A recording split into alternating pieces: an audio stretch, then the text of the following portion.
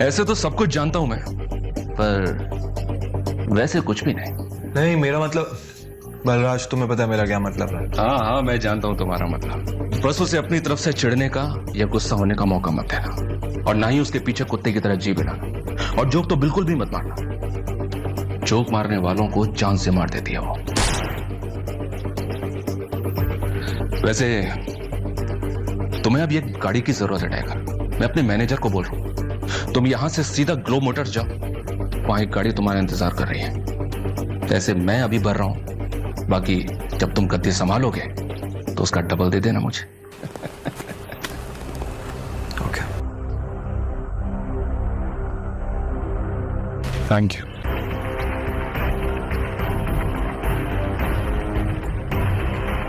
उसने बैंक से पैसे लिए। जल्दबाजी में वो बलराज से यह पूछना भूल गया था कि बलराज ने उसके लिए कौन सी गाड़ी बुक की थी।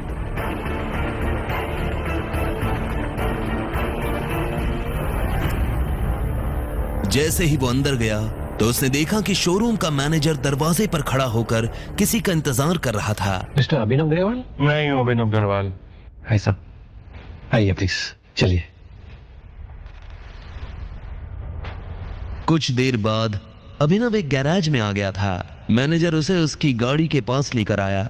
सही है गाड़ी, मैं पेपर्स रेडी करवाता हूँ, तब तक गाड़ी देख लीजिए। वो एक बहुत ही महंगी सी गाड़ी थी। बलराज ने जानबूझकर उसे पुराना करवाया था ताकि कोई भी अभिनव पर उसकी गाड़ी की वजह से शक न करे। पर जब अभिनव ने गाड़ी के अंदर देखा तो उसे बहुत अच्छा महसूस हुआ।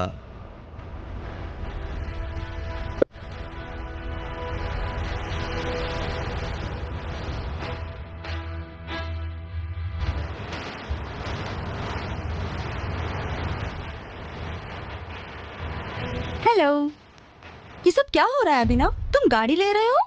तुम कौन हो और तुम क्या चाहती हो? अरे मैं चाहत, तुम्हारी वाइफ की फ्रेंड। अभिनव ने चाहत को अकरम की पार्टी में देखा था। हालांकि अभिनव ने वहां उससे कोई बात नहीं की थी, लेकिन वो पार्टी में लगातार अभिनव को ही देखे जा रही थी। उसे पूरा शक था कि अभिनव दुनिया को जो दिखा रहा था असल में वो वैसा नहीं था। और ये सवाल मुझे तो तुमसे करना चाहिए, तुम यहाँ गाड़ी खरीदने कैसे आ सकते हो? अनन्या ने मुझे तो बताया कि तुम गरीब हो। हाँ, मैं गरीबी हूँ, बस वो अपने बॉस के लिए ले रहा था। चाहत ने उसे कुछ पल के लिए देखा और बोली, पक्का झूठ तो नहीं बोल रहे हो? मैं तुमसे झूठ क्यों बोलूंगा? पता नहीं, एक काम करती हूँ, मैं अनन्या को भी यही बुला लेती हूँ, दूर से ही सही। जब तुम्हें वो गाड़ी में देखेगी तो खुश हो जाएगी। नहीं, उसे यहाँ बुलाने की क्या जरूरत है? उसे क्यों परेशान करना? तुम बताओ, मैं तुम्हारे लिए कुछ कर सकता हूँ क्या? तुम मुझे ट्रीट दे सकते हो क्या? तुम मुझे ट्रीट पे नहीं लेके चलोगे? देखो, मैं तुम्हारी बीवी की दोस्त हूँ और मुझे नहीं लगता कि तुम्हें मुझे मना करना चाहिए। इससे पहले कि अभिनव उसकी बात का कोई जवाब दे पाता, चाहत ने गाड़ी का दरवाजा खोला और वो पैसेंजर सीट पर जाकर बैठ गई। ठीक इसी वक्त मैनेजर डॉक्यूमेंट्स लेकर आया और उसने डॉक्यूमेंट्स अभिनव को दे दिए। अभिनव भी ड्राइविंग सीट पर बैठ गया। उसे पता था कि चाहत खुद एक रईस परिवार से आती थी, ऐसे में वो उसे अकरम के एक होटल में ले जाने वाला था। चाहत पूरे रास्ते रह रहकर अभिनव को देख रही थी। अभिनव को समझ नहीं आ रहा था कि वो उससे चाहती क्या है। अभिनव की गाड़ी अकरम के होटल के नीचे पार्क हुई। बिजनेस में अकरम किसी के नहीं सुनता, समझे? ठीक है, मैं बाद में कॉल करता हूं। टाइगर? अभिनव का फोन बज उठा। उसने देखा अकरम का फोन था। अकरम। हेलो टाइगर, क्या हुआ? मैंने तुम्हारी गाड़ी अपने ऑफिस के नीचे आते हुए देखी। सब ठीक तो है? All okay? हाँ, वो एक्चुअली मैं होटल में किसी के साथ लंच के लिए आया था। हाँ, वो मैंने देखा। तुम एक काम करो, सबसे पहले तुम ऊपर मेरे ऑफिस में आओ, मैं तुम्हें अपना वीआईपी कार्ड देता हूँ। तुम दोनों को वीआईपी ट्रीटमेंट मिलेगा। क्या हुआ, चले? तुम यहीं रुको, मुझे एक इम्पोर्टेंट काम है, मैं वो निपटा कर आता हूँ। चाहत उसे जाते हुए देख रही थी। वो अच्छी तरह से जानती थी कि अकरम का ऑफिस है, लेकिन अभिनव वहां क्या करने जा रहा था और अकरम ने उसे किस कारण ऊपर बुलाया था। चाहत को अभिनव पर शक हो रहा था। अब आगे क्या होने वाला था? क्या चाहत को अभिनव की असली पहचान के बारे में पता चल जाएगा और क्या थे चाहत के इरादे? आगे की उधर जब चाहत अभिनव पर शक कर रही थी, तब तक अभिनव अकरम के केबिन में पहुंच चुका था। जैसे ही अभिनव अंदर आया, अकरम ने अपना कार्ड अभिनव की तरफ बढ़ाकर कहा, आजा टाइगर, वेलकम। सब ठीक? हाँ, सब ठीक। ये ले वीआईपी कार्ड, मजा कर। धन्यवाद। वो नीचे आया और देखा कि चाहत होटल के बाहर छांव में खड़ी थी। चलें? दोनों होटल के अंदर गए और एक टेबल पर बैठ गए। अभिनव जानबूझकर चाहत की आंखों में नहीं देख रहा था, पर चाहत उसने बार बार देख रही थी। क्या हुआ, सब ठीक से? हाँ, सब ठीक है। वैसे तुम इस ऑफिस में काम करते हो, अब पहले कुछ ऑर्डर करें, बहुत भूख लगी सर। वेटर, अभिनव ने चाहत के सवाल से बचने की कोशिश करी। हेलो सर, बताओ कैसे हेल्प करूं? तुम मुझसे कुछ छुपा रहे हो?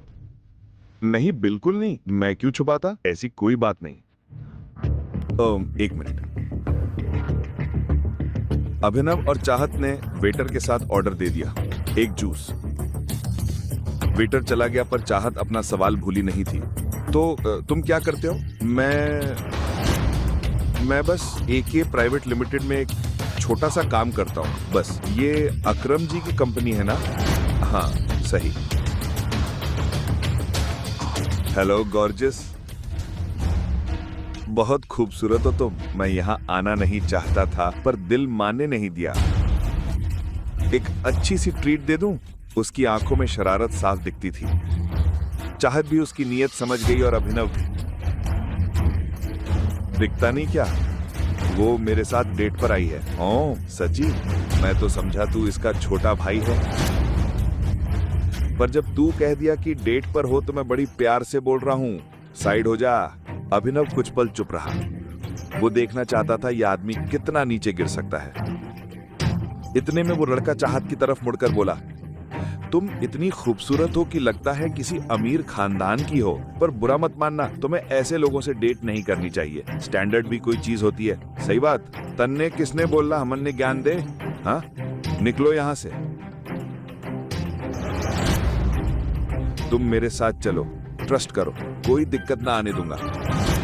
मैं कहूं तो तुम ऐसे डाउन मार्केट छोरे के लायक ही ना, जिसका बाप तो बस इसे पैदा करके छोड़ गया। अभिनव इस बार खुद को रोक नहीं पाया। ये लड़का हद पार कर चुका था। चलो। क्या बोला तूने?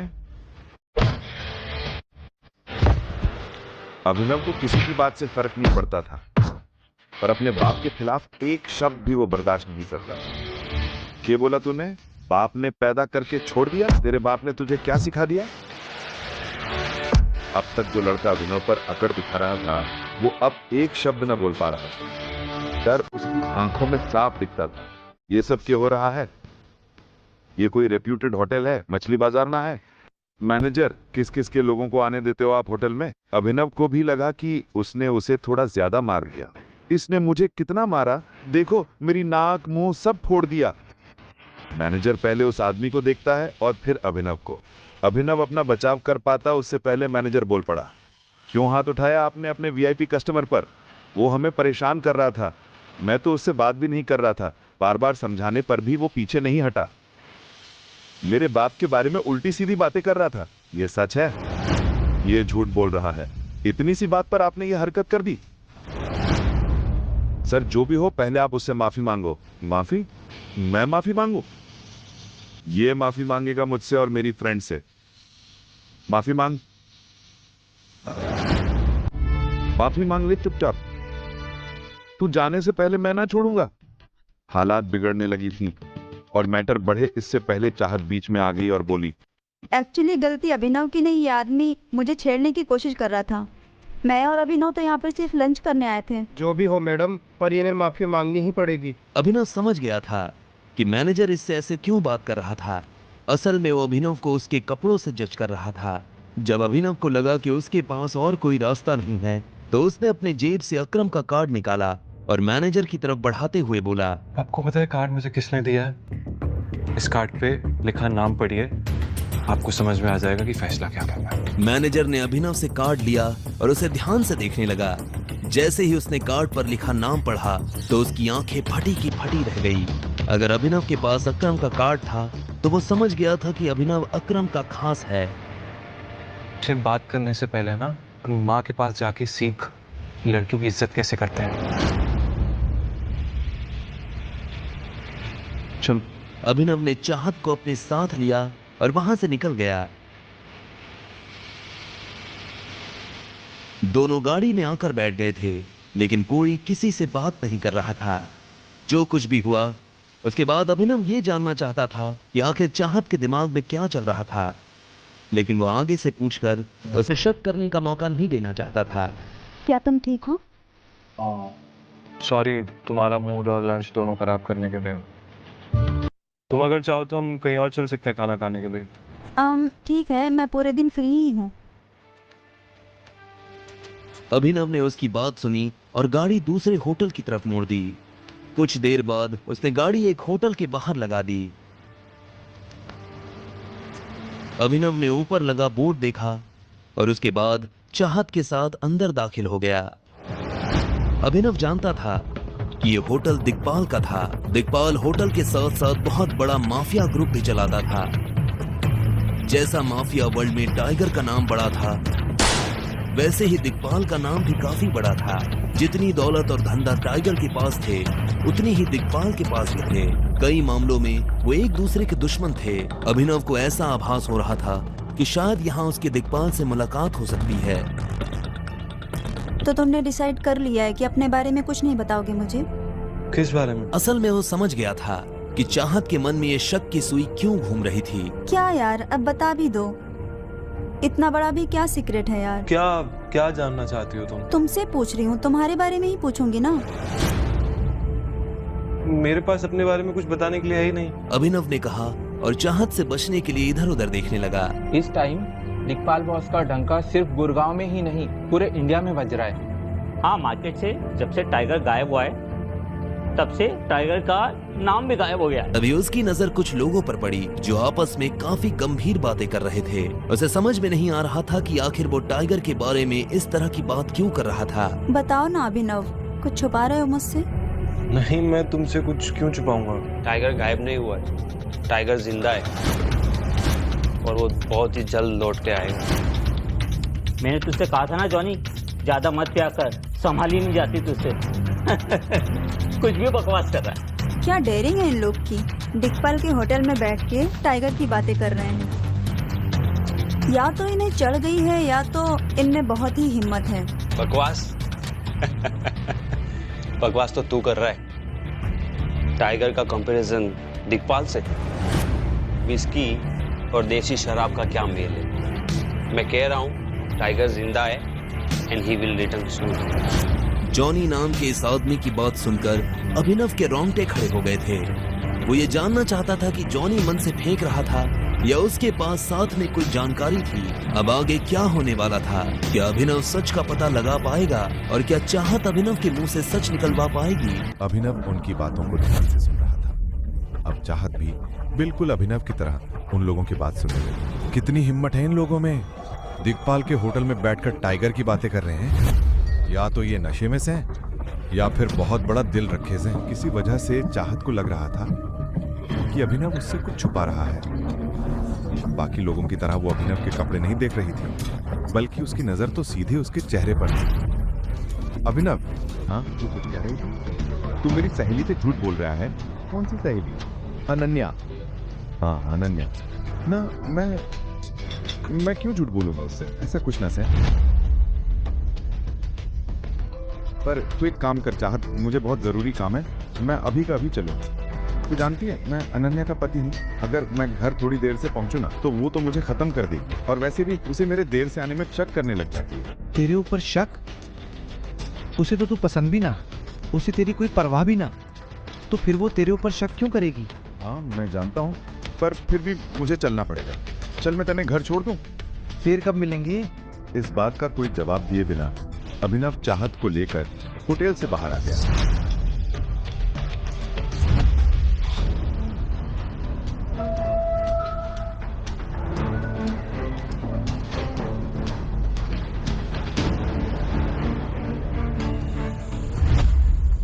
उन लोगों के पास पहुंचकर अभिनव को पता चला कि वो लोग उस छोरे की पिटाई कर रहे थे। क्यों मार रहे हो बेचारे छोरे ने? तन्ने के मतलब मतलब है तभी तो खड़ा हूँ यहाँ। जिंदगी में ऐसे सीधा खड़ा रहना है ना तो चुपचाप यहाँ से निकल ले, नहीं तो तने भी उसी की तरह लंबा लेटा देंगे। अरे ये डायलॉग तो मैं बोलने वाला था। अब जब तूने मेरा डायलॉग चुरा लिया तो अब ज्यादा मार पड़ेगी। हीरो बनने का शौक चढ़ गया से। गुरुग्राम में हीरोपंती नहीं चलती। चुपचाप निकल ले, नहीं तो एक की जगह 2 कब्रें खुदनी पड़ेंगी। अभिनव ने इसका कोई जवाब नहीं दिया। वो बस उन लोगों की तरफ देखकर गिनती कर रहा था। जब वो लड़का पीछे हट गया तब अभिनव ने अपनी गिनती पूरी की और बोला, कब्रिस्तान वाले को फोन कर दे, 4 कब्रें खोद के रखे, 2 आदमी आएंगे चारों को दफनाने। ना करो। अभिनव भी पूरी तैयारी के साथ।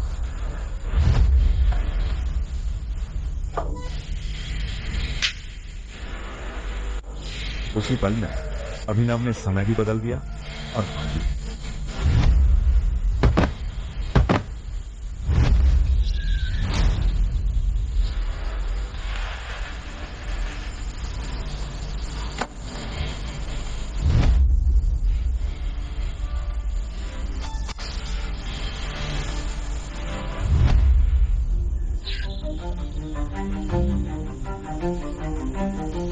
जॉनी नाम का छोरा तो समझ रहा था कि अब उसकी जान बचनी मुश्किल है। उसे भी ये रूप देखकर यकीन न हो रहा था। उसके लिए अभिनव किसी भगवान से कम न था। जब अभिनव ने उसके लीडर को जमीन पर पटक पटक के अधमरा कर दिया, दर्द से करहता हुआ, तब जॉनी बोला, भाई तू कौन है और तूने मेरी जान क्यों बचाई? अभिनव ने कोई जवाब न दिया। वो बस उसकी आंखों में देखता रहा।